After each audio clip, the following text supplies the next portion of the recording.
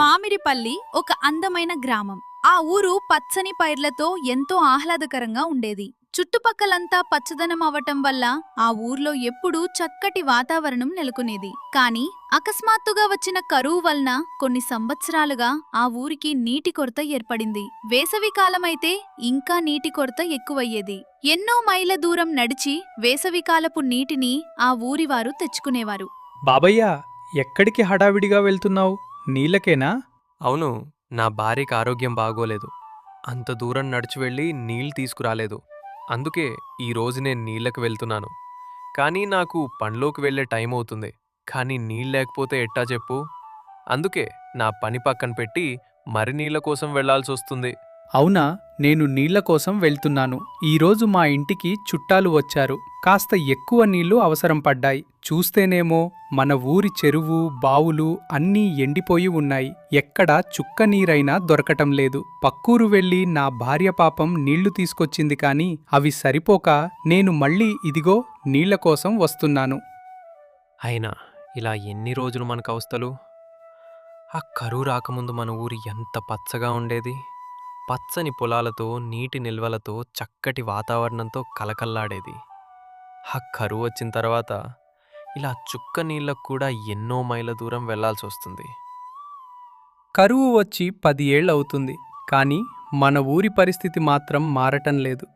మన ఊర్లో ఆ పాడైపోయిన చెరువు, నీళ్లు లేని బావులే తప్ప చుక్క నీరు కూడా లేదు. అయినా ప్రతి ఏటా వర్షాకాలంలో కాస్తో కోస్తో వర్షాలు బాగా పడ్డప్పటికీ ఆ నీరు అప్పటి అవసరాలకి, మన పంట పొలాలకి సరిపోతుంది. తరువాత యథావిధిగా ఇదిగో ఇలా నీళ్ల కోసం పక్కూరి వెళ్లాల్సిన పరిస్థితి. మన బాధలన్నీ ప్రభుత్వానికి వినిపించుకోవాలని సర్పంచ్ గారికి చెప్పమంటే ఆయనేమో పట్టించుకోడు. ఈ ఊళ్ళో ఎవ్వరికీ మన సర్పంచ్ గారికి ఎదురు నిలిచి మాట్లాడే అంత ధైర్యం లేదు. పోనీ ఆయనే మన కష్టాన్ని తెలుసుకొని ఏదో ఒకటి చేస్తాడు అనుకుంటే ఇప్పటికీ అతని ఏమీ చేసేలా కనిపించడం లేదు. అసలు మనకి కష్టాలన్నీ ఎప్పుడు గట్టెక్కుతాయో ఏంటో అని వాళ్ళిద్దరూ మాట్లాడుకుంటూ నీళ్లు తెచ్చుకోవడానికి అని పక్క ఊరు వెళ్తారు. ఏవండి, నేను విన్నది నిజమేనా? మీరు ఈ ఏడు సర్పంచ్గా ఎన్నికల్లో పోటీ చేస్తారని మీరు రాజయ్య బాగారికి చెప్పారంట. సీత వదిన నాకా మాట ఇప్పుడే చెప్పింది. అవును లక్ష్మి, నేనీ సంవత్సరం సర్పంచ్గా ఎన్నికల్లో పోటీ చేద్దామనుకుంటున్నాను. ఆ విషయమే నా స్నేహితుడైన రాజయ్యకి చెప్పాను. మనకెందుకండి ఈ పదవులు, అంతస్తులు? పైగా ఇప్పుడున్న సర్పంచ్ గారికి ఈ విషయం తెలిస్తే అతడు మీపై పగ పెంచుకుంటారండి. ఒక శత్రువుని మనకు మనమే తయారు చేసుకున్నట్టుగా ఉంటుంది. ఇదంతా అవసరమా? అవసరమే లక్ష్మి. ఈ ఊరి పరిస్థితి నేను కొత్తగా చెప్పక్కర్లేదు. మనం కూడా నీటి కొరతతో ఎంతో బాధపడుతున్నాం. ఇలా ఎన్నేళ్ళు? ఆ సర్పంచ్ పట్టించుకుంటాడే మనకి నీటి కష్టాలు తొలుగుతాయని ఊర్లో అందరూ ఈ సమస్యని వదిలేస్తున్నారు. ఎవరో ఒకరు ముందడుగు వేసి ఆ సర్పంచ్కి అతను చేస్తున్న తప్పు ఏంటో తెలిసొచ్చేలా చేయాలి. కావాలనే తెలిసి కూడా ఈ ఊరి నీటి సమస్యను తీర్చకుండా ప్రభుత్వం నుంచి వచ్చిన నిధుల్ని తన సొంత లాభాలకి వాడుకుంటున్నాడు. ఇదంతా చూస్తున్నా మనసు ఊరికి ఉండటం లేదు. అందుకే అతడికి పోటీగా నేను కూడా ఈసారి ఎన్నికల్లో పోటీ చేసి ఈ ఊరికి నీటి కొరత రాకుండా చేయాలనేది నా ఆశయం. మీ ఆశయం గొప్పదేనండి. కాని ఆ సర్పంచ్కి భయపడి ఈ ఊర్లో ఏ ఒక్కరూ కూడా మీకు ఓటు వేయరు. అంతేకాకుండా ఆ సర్పంచ్ మీపై కక్ష పెట్టి మీకేదైనా హాని తలపెట్టే ప్రమాదం లేకపోలేదు. మరి ఇలా భయపడుతూ ఉంటే ఎప్పటికీ ముందుకు అడుగు వేయలేం లక్ష్మి. ఈ ఊర్వాళ్లతో నేను మాట్లాడి ఈ ఊర్లో ఉన్న సమస్యలు మనందరం కలిసి పరిష్కరిద్దాం అని చెప్తాను అని అంటాడు వెంకట్రామయ్య. వచ్చే ఎన్నికల్లో సర్పంచ్గా నిలబడుతున్నాడు అని ఆ నోటా ఈ నోటు పడి చివరకు ఆ ఊరి సర్పంచైన సూరిబాబుకి తెలుస్తుంది. దాంతో వెంకట్రామయ్య మీద కోపాన్ని పెంచుకుంటాడు సూరిబాబు. ఒకరోజు వెంకట్రామయ్య ఊరి జనమంతా ఉన్న దగ్గర ఇలా మాట్లాడుతూ ఉంటాడు. చూడండి ప్రజలారా, మన ఊర్లో నీటి కొరత ఎంత దారుణంగా ఉందో మనందరికీ తెలుసు. సర్పంచ్ గారికి ఈ విషయం తెలిసినా ఏమీ పట్టకుండా ఉంటున్నారు. ఇలా ఎన్నాళ్ళని మనం ఇబ్బంది పడతాం? మన బాధని మనమే ప్రభుత్వానికి విన్నవించుకోవాలి. అందుకు మనకొక ప్రతినిధి కావాలి. మన సర్పంచ్ గారు ప్రభుత్వానికి మనకి మధ్య వారధిగా ఉండటం లేదు. అందుకే ఈసారి ఎన్నికల్లో నేను సర్పంచ్గా పోటీ చేసి మన కష్టాన్ని ప్రభుత్వానికి నేరుగా విన్నవిద్దామనుకుంటున్నాను. అందుకు మీరందరూ ఈసారి నాకు ఓటు వేసి సర్పంచ్గా గెలిపించండి. అప్పుడు మన ఊరి సమస్యల్ని ప్రభుత్వ దృష్టికి తీసుకువెళ్ళి అందుకు పరిష్కార మార్గాల్ని చూపించి నిధులు మంజూరు చేసేలా ఈ ఊరికి నీటి కొరత రాకుండా చేయాలనేది నా ఆశయం. అని చెప్తూ ఉంటే ఊర్లో అందరూ ఒకరితో ఒకరు గుసగుసలాడుకుంటూ ఉంటారు. అందులో సర్పంచ్ అయిన సూరిబాబు అక్కడికొస్తాడు. ఏంటి వెంకట్రామయ్య, ప్రజలందరికీ ఏం మాయ మాటలు చెప్తున్నావు? నీకు పదవి కావాలంటే అందుకు మాయ మాటలు చెప్పి ఊరి అమాయక ప్రజల్ని మోసం చేద్దాం అనుకుంటున్నావా? నీకు పదవి దాహం పట్టింది, అందుకే సర్పంచ్గా పోటీ చేయడానికి నాపైకి పోటీకొస్తున్నావు. నేను ఎన్నోసార్లు మన ఊరి నీటి సమస్యని ప్రభుత్వం దృష్టికి తీసుకువెళ్ళాను. కానీ దానికి ఎక్కువ నిధులు అవసరమవుతాయి. అందుకు తగ్గ నిధుల్ని ప్రభుత్వం మనకి కేటాయించడం లేదు. పైగా అప్పుడు వచ్చిన కరువు, దానివల్ల ఏర్పడ్డ నీటి కొరత ఇప్పటిదాకా తీరటం లేదు. దానికి నేనేం చేస్తాను? అందుకు నాపైకి పోటీ చేసి నేనేదో తప్పు చేసినట్టు ప్రజలందరికీ నిరూపించి నువ్వు సర్పంచ్ అయ్యి అందర్నీ మోసం చేద్దాం అనుకుంటున్నావా? చూడండి ప్రజలారా, ఇతని మాయమాటల్ని నమ్మకండి. ఈ వెంకట్రామయ్య పచ్చి మోసగాడు. ఇతడుగాని ఊరికి సర్పంచ్ అయితే మన ఊరు బాగుపడ్డం మాట. అటుంచితే ఇంకా నష్టపోయేలా చేస్తాడు.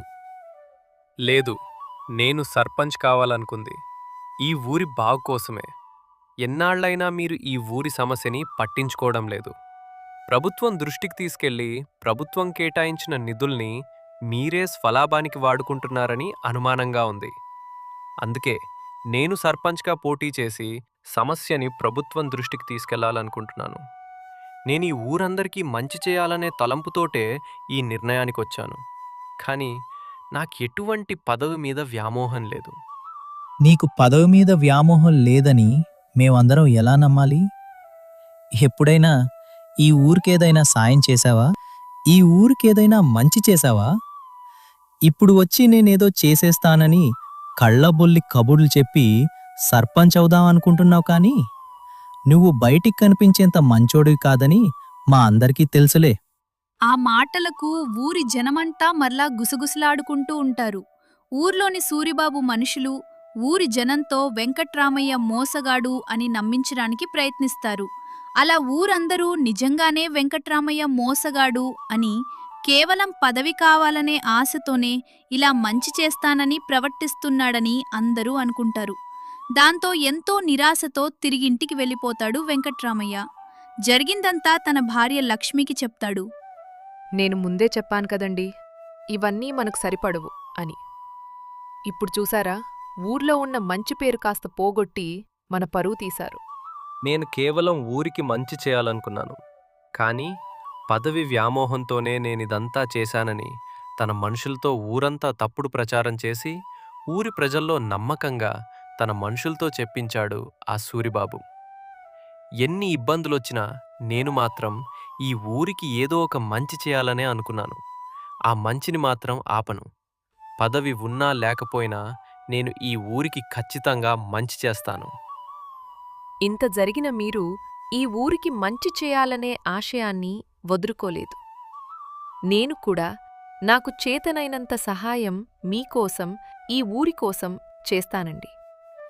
నీలాంటి అర్థం చేసుకునే భార్య దొరకడం నా అదృష్టం లక్ష్మి. రాబోయేది వర్షాకాలం. మనం ముందు జాగ్రత్తతో మన ఊర్లో పాడబడిపోయిన చెరువులు, బావులు మరమ్మతులు చేయడం ద్వారా అందులో వర్షపు నీరు పడి, వర్షపు నీరు అందులో నిలువయి ఊరి ప్రజలకు వర్షాకాలంలోనే కాకుండా ఎండాకాలంలో మిగిలిన కాలాల్లో ఉపయోగపడతాయి. ఎన్ని రోజులు ఆ విషయాలేమీ ఈ సూరిబాబు పట్టించుకోలేదు. కానీ ఇప్పుడు మనం ఆ చెరువుల మరమ్మతులు చేయించాలి, బావులు తవ్వాలి. మీది చాలా మంచి ఆలోచనండి. కానీ మన ఊరి చెరువులలో అన్ని మరమ్మతులు చేయించాలంటే దానికి కొంత డబ్బులు అవసరమవుతాయి కదండి. ఉన్నట్టుండి ఇప్పుడు అన్ని డబ్బులంటే ఎలా? 10 సంవత్సరాల క్రితం ఈ ఊరికి నీటి కొరతతో కరువు ఏర్పడింది. ఆ కరువు నీటి కొరతని మన ఊరి నుంచి తొలగించాలి అంటే మనం కొన్ని వదులుకోక తప్పదు. మనకున్న 3 కరాల పొలంలో ఎకరం పొలం అమ్ముదాం. ఈ ఊరిని బాగు చేద్దాం. అని అంటాడు. దానికి లక్ష్మి కూడా అంగీకరిస్తుంది. వెంటనే వెంకట్రామయ్య తన పొలం అమ్మి ఊరి చెరువులను మరమ్మతు చేయిస్తాడు. అక్కడక్కడ బావులను తవ్విస్తాడు. ఇదంతా ఊరి ప్రజలు గమనిస్తూ ఉంటారు. ఊరి ప్రజలందరూ వెంకట్రామయ్యని తప్పుగా అర్థం చేసుకున్నాం అని అనుకుంటూ ఉంటారు. ఊరి ప్రజలందరూ వెంకట్రామయ్యకు మద్దతుగా ఉంటూ వెంకట్రామయ్యకు మరమ్మత్తు పనులలో సహాయం చేస్తూ ఉంటారు. ఈ విషయమంతా తెలుసుకున్న సూరిబాబు వెంకట్రామయ్యపై ఇంకొక పథకం ఏదైనా వేసి ఊరి ప్రజలందరి ముందు వెంకట్రామయ్యను చెడ్డ చేయాలని అనుకుంటాడు. కొన్ని రోజుల్లో వర్షాలు కురుస్తాయి. ఆ వర్షాల వలన మరమ్మతు చేసిన చెరువుల్లో, బావుల్లో నీరు నిలవ పెరుగుతుంది. ఆ ఊరికి నీటి సమస్య తీరుతుంది. పూర్వపు కళ ఆ ఊరికి మరలా ఏర్పడుతుంది. దాంతో ఊరందరూ ఆనందిస్తారు. మనం ఇన్ని రోజులు వెంకట్రామయ్యని తప్పుగా అర్థం చేసుకున్నాం. ఆ సూరిబాబు మాటలు నమ్మి వెంకట్రామయ్య పదవి కోసమే మనల్ని నమ్మిస్తున్నాడు అనుకున్నాం. కానీ వెంకట్రామయ్య తన 3 ఎకరాల పొలం అమ్మి మరియు ఊరిని బాగు చేశాడు. అందుకు మనం వెంకట్రామయ్యకి కృతజ్ఞతలతో పాటు అతని తప్పుగా అర్థం చేసుకున్నందుకు క్షమాపణలు కూడా చెప్పాలి అని అనుకొని అందరూ కలిసి వెంకట్రామయ్య దగ్గరకు వెళ్లి ఇలా అంటారు. వెంకట్రామయ్య, మమ్మల్ని అందర్నీ క్షమించు. నిన్ను మేమందరం తప్పుగా అర్థం చేసుకున్నాం. కానీ నువ్వు ఈ ఊరిలో ప్రజలందరి కోసం, ఈ ఊరి బాగు కోసం ఎంతో శ్రమపడి ఈ ఊరిని మంచి నీటి కొరత నుంచి రక్షించావు. ఈ ఊరందరూ నీకు రుణపడి ఉన్నాం. మంచి నీటి కొరత నుంచి రక్షించావు. ఈ ఊరందరం నీకు రుణపడి ఉన్నాం. మేమందరం ఒక ఆలోచనకి వచ్చి రాబోయే ఎన్నికల్లో నిన్నే సర్పంచ్గా ఎన్నుకోవాలని అనుకుంటున్నాం. ఇంకా సూరిబాబు ఆటలు మన ఊరిలో సాగవు. ఆ సూరిబాబు ఎన్ని చెప్పినా మేము నమ్మేది లేదు. ఇప్పటికీ నేను ఇదంతా చేసింది పదవి కోసం కాదు. ఈ ఊరు నాది, మీరందరూ నా వాళ్ళు. ఈ ఊరు సమస్యలు తీరుద్దామని నేను ఈ ప్రయత్నం చేశాను. మీరందరూ నన్ను అర్థం చేసుకున్నందుకు ఇప్పుడు నాకు చాలా ఆనందంగా ఉంది అని అంటాడు వెంకట్రామయ్య.